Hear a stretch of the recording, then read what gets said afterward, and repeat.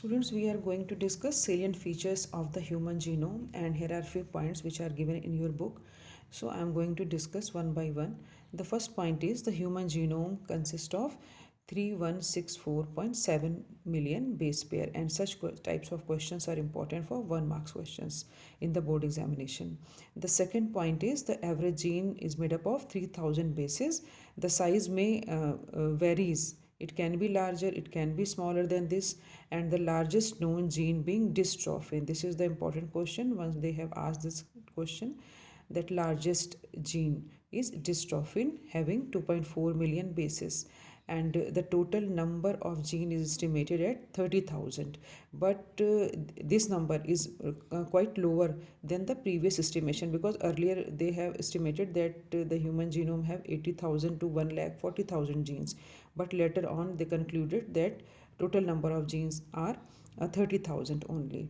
So almost all 99.9% of genes are nucleotide bases are exactly same in all people. Only difference is between of 0.1%.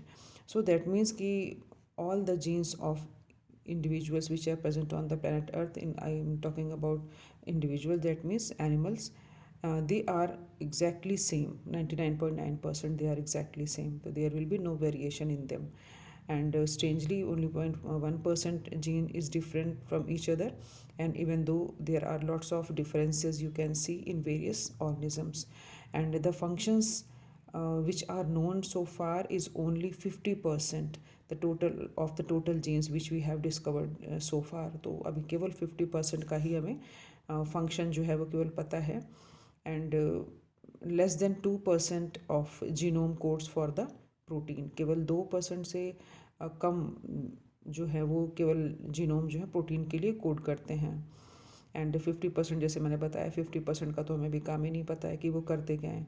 And repeated sequences make a very large portion of human genome. We have studied that repeated portions होते हैं DNS के अंदर, again and again बहुत सारे portions ऐसे होते हैं. Suppose ये डीएनए है तो इसमें बहुत सारे ऐसे रीजन्स होते हैं जो बार बार रिपीट होते हैं किसी भी जीन में. ये वाले portion, suppose these are the repeated portion of the genes gene sequence, और इनका कोई काम नहीं होता, कोई ऐसा सिग्निफिकेंस नहीं होता, but they made the genome larger. इनकी वजह से जीनोम क्या हो जाता है, बहुत बड़ा हो जाता है, क्योंकि यूजलेस स्ट्रेचेस हैं but they are there in the DNA. And there are repetitive sequences which are present into the DNA. They are repeated because many times you can see repetitive DNA. उनको हम repetitive DNAs भी बोलते हैं. And वो और कितना repeat हो सकते हैं, वो 100 टाइम्स भी रिपीट हो सकते हैं, वो 1000 टाइम्स भी रिपीट हो सकते हैं. तो दैट मीन्स कि उनका कोई फंक्शन नहीं है, वो कोई डायरेक्ट कोडिंग में वो इन्वॉल्व नहीं होते हैं, बट दे आर यूजफुल. क्योंकि जब वो हैं तो वो क्यों हैं, अगर इतनी बार रिपीट हो रहे हैं आपके डीएनए में, तो they are just for to give the light, और you can shed the light on chromosome structure, dynamics and evolution. For that purpose they are important. कि जब स्टडी करते हैं तो इन सब चीज़ों के लिए जो रेपिटेटिव सीक्वेंसेज हैं ये भी काम आते हैं साइंटिस्ट के, कि ये कैसे काम करते हैं, कैसे इवॉल्व हुए, इनका स्ट्रक्चर क्या था. Then next point is the chromosome 1 has the most you can say genes. जो मैक्सिमम जीन्स हैं वो 2968 हैं जो मैक्सिमम है, and the Y chromosome has fewest gene 231. This question also can be asked, तो ये भी इंपॉर्टेंट क्वेश्चन है. And scientist also identified 1.4 million locations where single base DNA difference. मतलब उन्होंने ऐसी लोकेशंस 1.4 देखी हैं डीएनए में जहाँ पर केवल एक बेस सीक्वेंस जो है वो डिफरेंट होता है डीएनए में, बाकी सारा सेम होता है, केवल एक. तो ऐसे न्यूक्लियोटाइड्स जहाँ पर एक सिंगल बेस डीएनए डिफरेंस है उनको हम कहते हैं single nucleotide polymorphism. Polymorphism means different है वो दिखने में, अपीयरेंस में, तो इनको बोलते हैं शॉर्ट में SNPS, single nucleotide polymorphism. And they are occurring obviously in humans, and this information gives you various kinds of information regarding their human genome, like disease associated sequences, and also we can trace the human history. that means evolution process इसके लिए important होते हैं. तो इसलिए SNPs जो हैं भी important question है, आ सकता है आपका कि what are SNPs.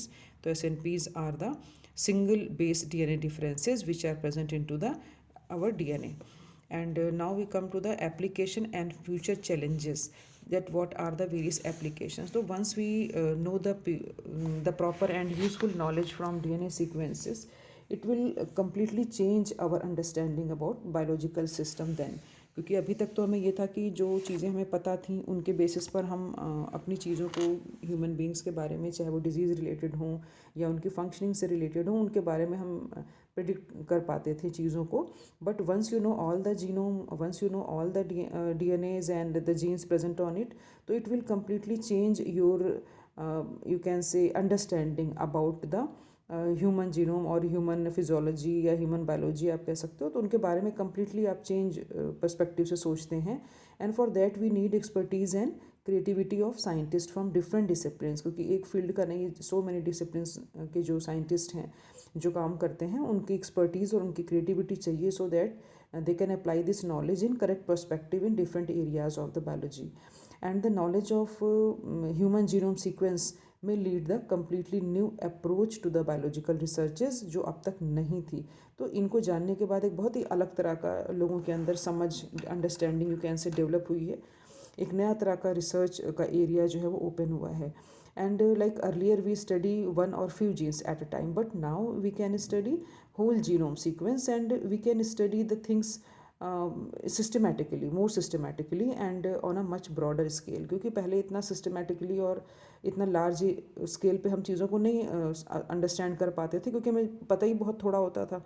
तो उसके बारे में आप कोरिलेट भी नहीं कर पाते हो. And once you know all about the all genes, तो it will be better for you to correlate the things. तो आप चीज़ों को समझ पाते हो. सपोज किसी टिश्यू में, किसी ट्यूमरस टिश्यू में या कुछ भी प्रॉब्लम है बॉडी में, तो now you can able to understand कि किस जीन का इम्पैक्ट कैसे पड़ता है और वो किस और चीज़ों को कैसे अफेक्ट करता है. उन चीज़ों को आप जान पाते हैं. और यू कैन से कि scientist now study all the genes in a genome and they can shed the light that how tens and thousands of gene and protein work together and in the interconnected network form, है ना, वो कैसे एक दूसरे से interconnected है. तो वो भी एक इम्पॉर्टेंट चीज़ है. Now there are certain challenges also. कुछ चीज़ें हैं जो अभी भी हमें उसमें ढूंढनी बाकी हैं, उनके बारे में भी जानना हमें बाकी है. तो there are certain disorders.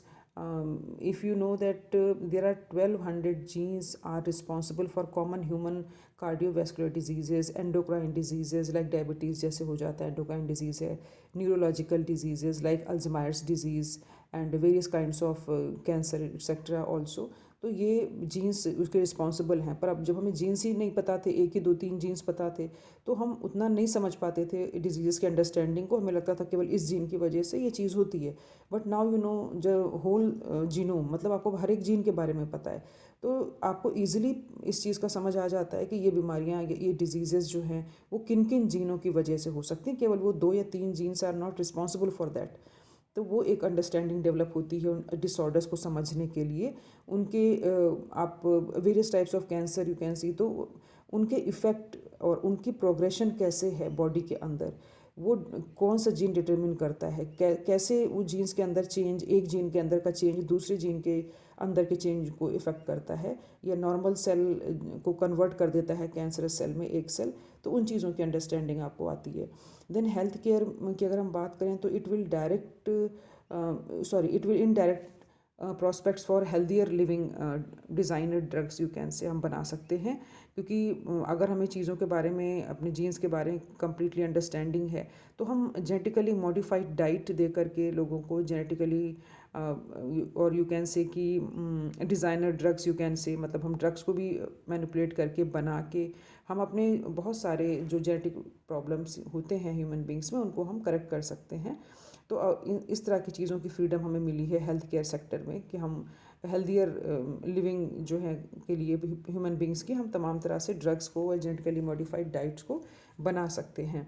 And then interactions की अगर हम बात करें तो it will be possible to study how various genes and proteins work together in interconnected network form. तो उनका इंटरेक्शन हमें पता चला है, जैसे मैं आपको बता रही थी अभी, कि जीन्स का आपस में इंटरेक्शन कैसे होता है, वो कैसे एक दूसरे को इफेक्ट इन्फ्लुएंस करते हैं, जो कि हमें पहले नहीं पता था. तो हम केवल 2 जीन्स के बारे में पढ़ के काम ख़त्म करते थे. अब आपको पता है कि ये 2 जीन्स आगे के 20 जीन्स को इफेक्ट कर रहे हैं. तो आप उनके बारे में भी पता करते हो, उन जीन्स के बारे में भी पता कर सकते हो और उनको इम्प्रूव कर सकते हो. Then study of tissue, that means all the genes in a particular tissue organ, or you can say like जैसे I told you that suppose tumor cells है, तो you can analyze to know the cause and effect of that thing. तो आप analyse कर सकते हो उन jeans को, ट्यूमरस जो सेल्स होती हैं, एंड उनके इफ़ेक्ट को एनालाइज कर सकते हो कि ये क्या इफ़ेक्ट जो है वो कॉज करती हैं। तो इस तरीके से आप टिश्यू की स्टडी जो है वो कर सकते हैं। एंड नॉन ह्यूमन ऑर्गेनिजम्स के अंदर भी information about natural capabilities, as I told you yesterday that अगर हमें नेचुरल कैपेबिलिटीज़ का पता होता है नॉन ह्यूमन ऑर्गेनिजम्स का, तो we can also used in like meeting challenges in healthcare, agriculture, energy production, और you can say environmental remediation, इन सब चीज़ों के लिए आप कर सकते हो। And for this number of model organism have been sequenced, like I told you yesterday, like yeast था, बैक्टीरिया है, cyanobacteria रेब्डेटिस है, ड्रोसोफिला है, राइस है, अरेबिडोसिस है। तो ये सारी चीज़ें हमने पढ़ी थी कि हम इनके अंदर भी ये नॉन ह्यूमन प्रोडक्ट्स होते थे। तो ये चीज़ें हैं। अब चैलेंजेस की अगर हम डायरेक्ट बात करें कि what are the various challenges in front of us, तो genes are involved in a complex traits.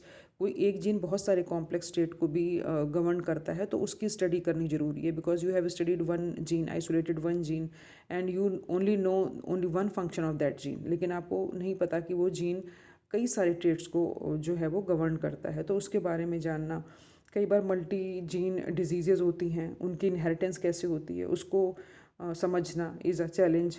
Exact number, location, structure and functioning of all the human gene is also a challenge in front of this human genome project. And also correction, sorry, correlation of single nucleotide, जो भी हमने पढ़ा है SNPS, single nucleotide polymorphism जो है, उसका जो है कोरिलेशन क्या है हेल्थ से एंड डिजीज़ से, is also a challenge. Then amount, distribution, information और content and function of non coding DNA is how much useful for us, ये भी एक अभी स्टडी का एरिया है। And developmental genetics, genomics and proteomics is also, proteomics means total protein content कितना है, तो उसका क्या इम्पैक्ट होता है, वो भी एक हमारे लिए टफ फील्ड है जिसके बारे में हमें पढ़ना है। तो these are the certain challenges in front of the human genome project, क्योंकि ठीक है हमने जीन सीक्वेंस कर लिए, but still there are these things और मोर देन दीज थिंग्स। मैं तो अभी आपको थोड़ी बोली हैं, बहुत सारी ऐसी चीज़ें हैं जो अभी सॉर्ट आउट नहीं हुई हैं, तो we have to take care of that things also. So student, this is all about the human genome project, and in next lecture we will discuss the another topic.